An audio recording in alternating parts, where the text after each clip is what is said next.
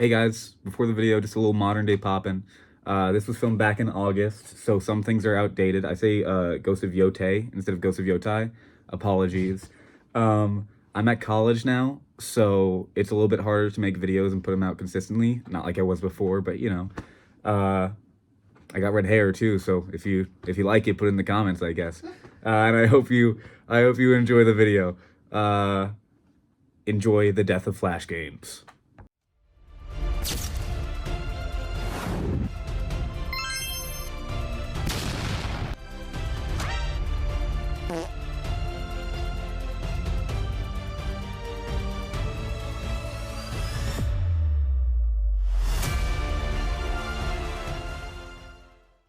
Browser games first started when the internet became widely available to people.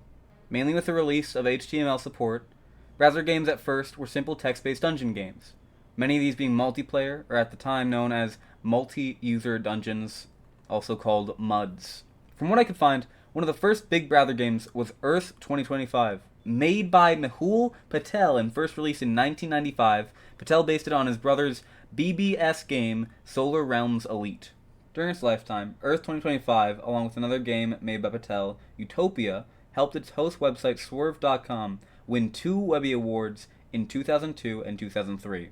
However, Earth 2025 servers shut down in 2009, only a year after Swerve.com was acquired by Jolt Online Gaming. Not all is lost though, as a fan-made game with similar game mechanics and server structures was created, called Earth Empires.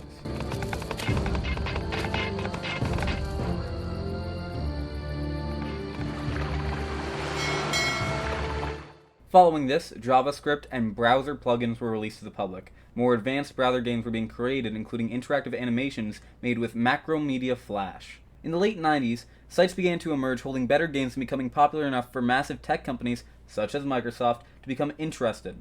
Microsoft then bought a site called The Village, which was then rebranded as the Internet Gaming Zone. This held various card and board games playable on your home browser. Eventually, Yahoo also purchased the site, rebranding what was previously known as ClassicGames.com into Yahoo Games, which didn't work out. Eventually, in the year 1999, Tom Fulp, an American programmer who would go on to create the very popular Newgrounds, would bring Flash games into the limelight with the game Pico's School.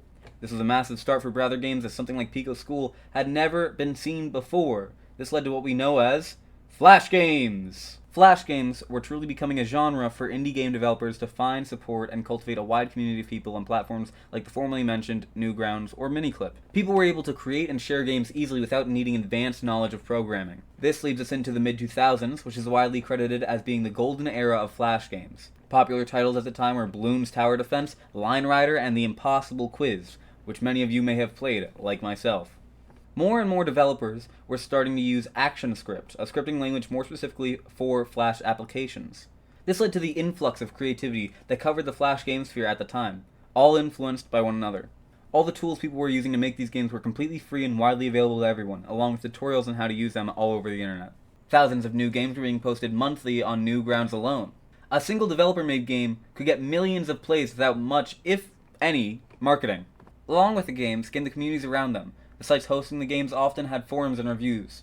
People could discuss with other people who also enjoyed the game, even sometimes talking to the developers themselves and giving an input. Along with that, these games didn't have to worry about sales margins or publishers or studios getting in their way. Developers could take whatever risks they felt were important to make, whether it be exploring deeper themes or making fun of other games or the player themselves. It allowed for a full creative takeover of gaming at the time. Nowadays, that's something we're missing. Most games nowadays are afraid of taking risks, and if they aren't, they have to worry about their publishers pushing them down. Along with this, they have to worry about algorithms and not being seen if they're too niche. Algorithms are a massive problem nowadays. For example, YouTube. My homepage personally is 90% people I already watch regularly. Sometimes it shows me new videos from people I used to watch, but that's about it. But see, if I don't watch a strapping young man talk about a game that was never finished, or, I don't know, the death of Flash games, it'd be super hard to find it. That's so true, past Dylan.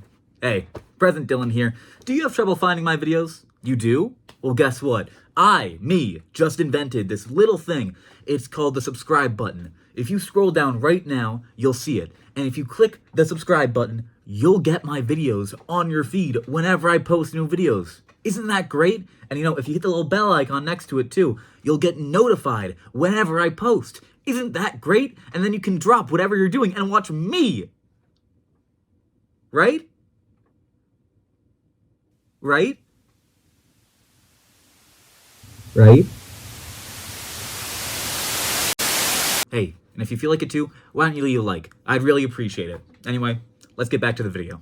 Nowadays, it's so hard to grow on platforms because of the algorithm. One of the sites I think does it best is probably Twitch. Keeping a homepage of the biggest creators shows people what they usually want to see.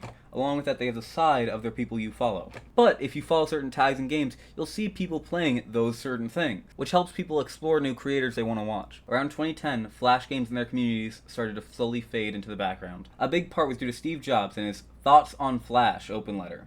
He said, "Flash was created during the PC era, but the mobile era is about lower power devices, touch interfaces, and open web standards. All areas where Flash falls short." He cites poor performance, frequent crashes, and security vulnerabilities as to why he cut support for Flash on mobile. As Jobs says, Flash, in the mobile era, falls short.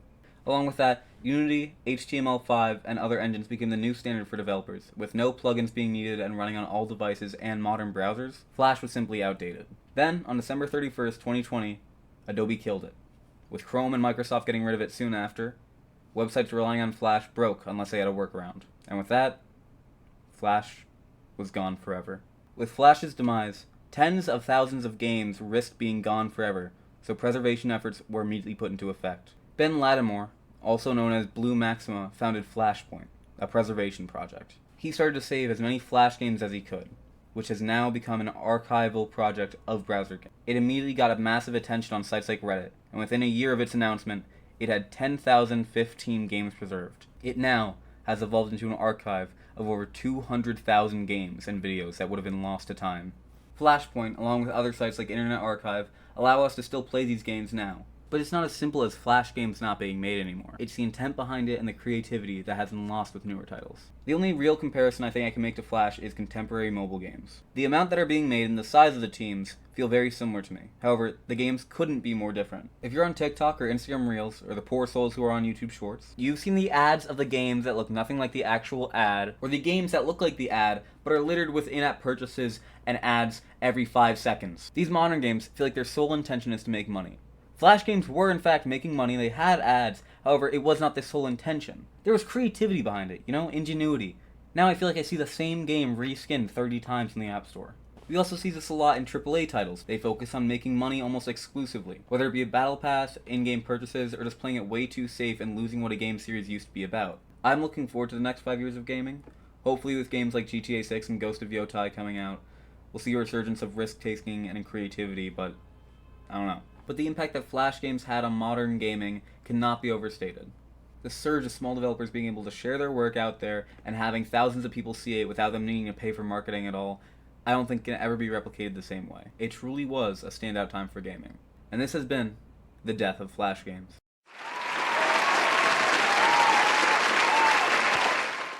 Hey guys, just want to jump in here at the end and say thank you for how many views the last video got. It has 424 views right now, which is insane.